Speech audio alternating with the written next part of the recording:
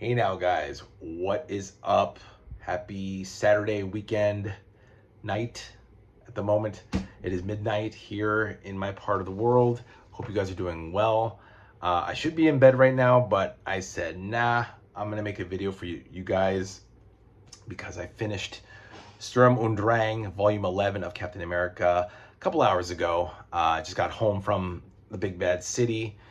And I wanted to talk about it because, wow, guys. You know, it's funny, I gotta say, I never thought I would really enjoy Captain America. The character, the stories, I really thought I was gonna be bored to death. I thought it was gonna be a very preachy, boring, uh, just a big mess. I just thought the book was gonna just be long and tedious. You know, Cap being such a big speech giver or a speech maker. But I'm so glad that Captain America was I guess, because in the past here, was written by a lot of capable writers. I got to give it off to Stan Lee, first of all, from going from point A to point B, from over here to over there. Steve Englehart, J.M. DeMatteis, who wrote this volume. Later on, of course, Mark Gruenwald. We're actually volume 12, which I'll be starting soon, starting tomorrow. Society of Serpents is where Gruenwald does 10 years. He lasts 10 years from 1985 to 95, writing Captain America. And sadly, of course, he passed away the following year in 1996. I mean, throughout Cap's run, I mean, really good stuff so far that I've read, and from what I've heard, Grunwald's stuff is just magnificent. And then of course Mark Waid and Ron Garney, who worked together as writer and penciler until the end, until the Onslaught Heroes Reborn thing, which of course we'll get to at some point, probably in another couple weeks. We're gonna go all the way through. So like I said, guys, I'm up to volume 11, now volume 12, so I have about 11 more volumes to read up until 22 consecutively, guys, by the way. So I am breezing through, and I hope you guys are enjoying this. I know some people said that they are binging on my videos. I'm glad to hear that, and I hope you enjoy this video. If you guys like it, please hit that like button. Go over to the communities tab. I posted the rundown and synopsis of everything, and I'm so sorry, guys. I noticed when I did it, I didn't really edit myself that well, so it's like the multi storylines, like 293 to 301. They had a 9-part storyline, guys, involving the Red Skull, which was magnificent. I couldn't help writing, you know. It was really awesome. It's like that last season of Breaking Bad when like everything's all like, oh my god, what's gonna happen next? That's how it was in this volume. I'm talking about, of course, STURM UND DRANG, which for those of you who don't know is German for storm and stress, and it's regarding Red Skull's life. Oh my god. In issue 298, I'm gonna go through the issues, but I just gotta say, man, 298. I thought I was reading a Stan Lee book again. I mean, it was about the Red Skull's origin, which we all know has been told to death. For those of you who were checking out my videos since volume 1, it's all that stuff, just everything that Red Skull did to Cap from volume 1 up to volume 11. But we actually find out some new stuff. By the way, I found out that so she is Mother Superior, who is the daughter of Red Skull, and these are her sisters of sin. The sisters of sin. There's like Sister Agony, Sister Death, Sister Pleasure. What's the other one? Sister Pleasure, Sister Agony, Sister Death, and I'm missing one. There's 4 of them, and then Mother Superior. Dang, guys, okay.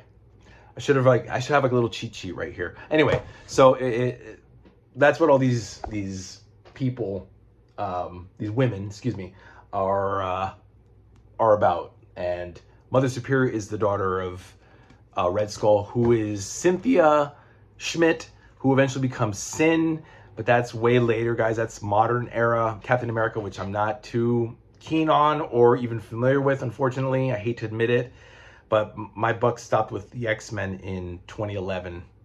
And that was it for me. But anyway, let's talk about Captain America. So, wow, we're, you know, right in the thick of the 80s. It's 1983 to 1985. This volume covers issues 286 to 301, and I believe annual 7. And the Falcon, oh yes, and we get a 4-issue Falcon limited series, which was actually pretty good. That was written by Christopher Priest, aka Jim Owsley, and artwork, by artwork I mean the pencils, by Paul Smith. Good stuff. Falcon takes on this dude named Nemesis in the first issue. Then he takes on a Sentinel by himself. Like a rogue lone Sentinel who doesn't realize there are no Sentinels. He's by himself, but he's like, target, mutant, captured, mutant. He starts saying like he's got more Sentinels behind him, but he doesn't have anybody. He's just one lone Sentinel against the Falcon, and he keeps saying, Sentinels, attack this mutant. I have the mutant. And then Falcon at one point is like, dude, you're all by yourself. You don't have anybody. It's just you. And apparently this is the Sentinel who was the one that was destroyed in X-Men number 98 way back in the 70s. I was like, oh wow, this is like tying into like an old storyline, like the initial Phoenix storyline. And I guess his circuits don't, like, he was destroyed, but he managed to reassemble himself in a junkyard. It's an interesting story. I'm talking about issue 2 of the Falcon. And then 3 and 4, he takes on Electro, Spider-Man's nemesis, Electro, Max Dillon. And this gang called the Legion, they kidnapped Ronald Reagan. And of course, was it Falcon and Cap? I was wondering, why is Falcon I know Falcon is Captain America's sidekick, but why is he included in a Captain America epic? But it turns out, of course, Cap joins in on the fun to help Falcon. So yeah, well, you know, I do like Falcon. His story doesn't really, it's rather inconsequential, but it's fun to see that he's not playing second banana to Captain America, that he has his own thing. He's running for Congress. Oh no, or was that after? I think they mentioned that he lost the congressional nomination or the candidacy or something. So that was that. So then we start off with Annual 7, Captain America Annual 7, and hold on, I wanna look because I've already forgotten. The Last Enchantment. Oh right, okay, I just remembered. Just by looking at the cover, I just realized. So the Cosmic Cube. So finally, we get a definitive answer, at least to my knowledge, that the Cosmic Cube is a sentient creation. I was a little confused because initially in Volume 1, the Cosmic Cube is debuted as a creation by AIM, the Advanced Idea Mechanics. And I'm like, well, wait, I thought Cosmic Cube was from outer space, because, you know, it involves the Shaper of Worlds, and it involves the sentient cube called Cubic. I remember the Molecule Man is also involved. This is like later, like in the late 80s, early 90s. In the backup stories, they talked about the Cosmic Cube and all these sentient creatures who make the cube. And I remember, this is like a few months ago, maybe even a year ago, that, you know, I read that Molecule Man combined with another sentient being to become a Cosmic Cube. Anyway, long story short, Cap pretty much finds the cube. AIM wants it. Then the Shaper of Worlds comes down. Wundar, who's now calling himself Aquarian. I remember Wundar was from Marvel 2-in-1. He had the mind of a 4-year-old child, but he was like a big, strong guy with long hair. He was basically a hippie, like a superpowered hippie. And now he's like, I've come to get the cube. I'm here to protect the cube. And of course, they lose the cube. Cap and Aquarian, Wundar, they lose the cube. But then Shaper of Worlds comes down, and then the cube starts becoming sentient and all spaghetti-like, and you know. and nobody can hold it. Oh yeah, this dude, a black dude named Bernard Worrell, who runs AIM, tries to control it. And of course he's like, oh, I can't control this fucking cube. Oh my god, you know, and like nobody can handle this cube because it turns out this cube is really an alien sentient being. So then it takes the shape of worlds to come and literally like calm it down and caress it like a little baby. There's a little weird moment where he's like rubbing the cube like a baby's belly. I was like, what? So that was that. Good annual. I'm actually I have enjoyed the last 3, 5, 6, and 7 of the Captain America annuals. And then we move into, like I said, 286 through 301. We start off with, so 286 to 289 has Cap thrust into a future where the heroes have disappeared. Apparently, the Nth Commando or the Nth Project have these blasters which cause the X-Men and the Fantastic Four and the Avengers to disappear and die. So then, by 1991, Earth and America and New York is destroyed. It's a wasteland. It's a dystopian future. And Cap, oh, you know what? Deathlock. Enough said there. And this is actually a big part. Deathlock is involved. Deathlock, the Demolisher, is from the future, comes to the past in 1983, runs into Cap. Cap helps him go into the Brand Corporation on Long Island, which is still functioning. No, I fucked that up, guys. Sorry. The clone of Demolisher. You see, I read the story like yesterday. I started the book yesterday and I finished it today, and already I forgot everything. The clone of Demolisher, of Deathlock the Demolisher, Luther Manning, comes back to the past, runs into Steve, Captain America. They go into Brand. They find Deathlock, the actual cyborg, brainwashed, and he's trying to kill them. And then the clone touches the cyborg, and then the cyborg becomes good. The clone dies, and now it's Cap and Deathlock going to the future to 1991, dystopian 1991. And oddly enough, there was a continuity mishap, I think. They said 1993, but it should have been 1991. They kept saying 1991, 1991. And then in the issue 288, it said 1993. So there was, I think, an error there. But I think they wanted it to be like a 10-year gap between 83 and 93 rather than 83, 91. Anyway, I'm rambling. So long story short, guys, good story because Deathlock is awesome, Cap is awesome, but it's a little confusing because they got to go into the future and then go back in the past. They kill the they don't kill the guy, but they stop the Cap. Not they, really it's Cap. Cap destroys this emanation core in the Nth Project Command Center. Then that's done. Then he's got to go back in the past, and this is issue 289. He goes to the past, fights.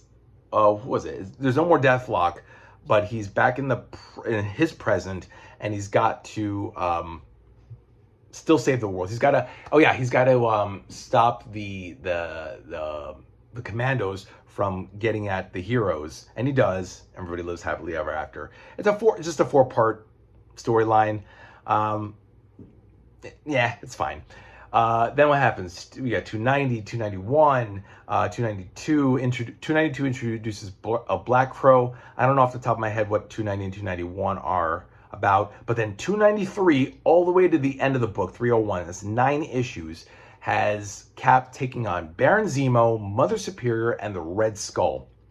So long story short, guys, and I promise I'll try not to ramble. So initially it's, and this actually harkens back to a couple issues. They set this, they plant the seeds. So Mother Superior's sisters manages to trick, not Bucky, but Nomad into saving her from muggers. She kisses him. Bucky becomes under the influence of Mother Superior and slowly poisons Captain America with this aging formula. And I totally missed it. In issue 292, before the storyline, he's mixing some hot chocolate for Steve, and there's nothing suspicious about it. It's like, oh, okay, he's just making some hot chocolate for his buddy, his roommate. But then later on in the storyline, in the subsequent storyline, we realize, oh, it's been Bucky that's been fucking with Steve. And then Bucky realizes, oh my God, or not Bucky, got it. Nomad, Jack Monroe. It's like, oh my God, I'm so sorry, Steve. I didn't mean to do this. But meanwhile, everything's cool. You know, Arnie, Cap's gay best friend, is being harassed by Baron Zemo and Mother Superior, and he's slowly losing his mind, and they're calling him a fop, a pansy, a sissy, everything other than, you know, the 6-letter F word, or the 3-letter F word. Can't say that because I don't want YouTube to ban my video, but you guys know what I mean. And then, oh man, it's such a crazy storyline. I mean, Bernie gets kidnapped, Nomad gets kidnapped, Cap is getting his ass kicked, and he's slowly getting old. Then Baron Zemo is just not strong enough to inherit Red Skull's evil because because his mom and dad loved him. It was a very odd issue. Then Mother Superior comes about, and she has these sisters of sin who look just like her. But the story behind that is that the Red Skull, he raped his washerwoman. Excuse me, I shouldn't say that either. He violated his washerwoman, and she gave birth to a daughter. He was totally gonna do Macbeth on his daughter and throw her into the ocean, but he let her live. And then of course they retconned it that this chick Susan Scarborough, aka Suprema, actually stopped Johann Schmidt, Red Skull, from killing Cynthia, who was Mother Superior. So he decides to, in this continuity, he lets her live, raises her to be evil, then uses this machine to make her go from like a little child into a grown woman with powers. And then he abducts 4 women and does the same thing to them, and then they become the Sisters of Sin. And but in the meantime, Red Skull's dying. You know, he's aging fast too. So then he poisons Steve, Captain America. Now, I know it sounds a little confusing, but trust me, I mean, it just goes very fast. It's very fast paced, but trying to remember. If I'm missing it, oh God, guys, I need to write this shit down because I know I'm leaving out a lot of crucial facts. But it's like, if for anybody who's a fan of Breaking Bad, it's like that last season where like everything's just going very fast. At one point, Mother Superior, Red Skull tells Captain America, I don't care for my daughter. I don't care for Baron Zemo. They're just toys to me, little playthings. And they're like, what? What? My own father doesn't love me. You know, then she goes after Baron Zemo, and Baron Zemo's like, what? But I'm the real villain. You know. And then Cap is just, oh, I just feel sorry I feel so sorry for Skull. You know, oh gosh, guys. I mean, I don't know how else to put it. I'm gonna have, I don't know. Read the book though, volume 11. I'm talking about STURM UND DRANG. I'm at a loss for words, guys, because this was a really awesome issue. At one point, oh my God, at one point they tortured the hell out of Arnie. I think that Arnie is like, he can't even talk anymore because they've traumatized him. Oh yeah, Dave Cox, the one-armed pacifist from 163, comes back. He's now married to a chick named Julie, has a kid named Cody, and then, oh, that's what it was. Baron Zemo and Mother Superior fuck with this guy between 293 and 294. They make him the Slayer, and then he goes after Nomad and Cap, and then he falls into a coma. I mean, everybody's getting dicked around. And then at one point, Bernie proposes to Steve. I didn't mention that. Bernie proposes to Steve, but then Steve's like, you know, I got all these enemies knowing who I am, knowing where I live. It's not safe. And Bernie's like, I don't give a fuck. I want to marry you. And Cap's like, okay, I guess we'll get married. And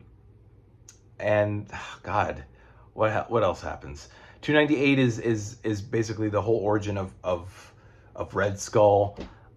There's a lot of back and forth, you know, between Skull House and the underground, the bunker. Steve has his final fight with Red Skull. Red Skull dies of a heart attack, but Steve's still poisoned. But it turns out the super soldier serum is keeping him alive. He's not really dying, but he is getting older, so he will die. So there's a lot of back and forth. Oh, and then, of course, once Skull dies in issue 300, we still have 301.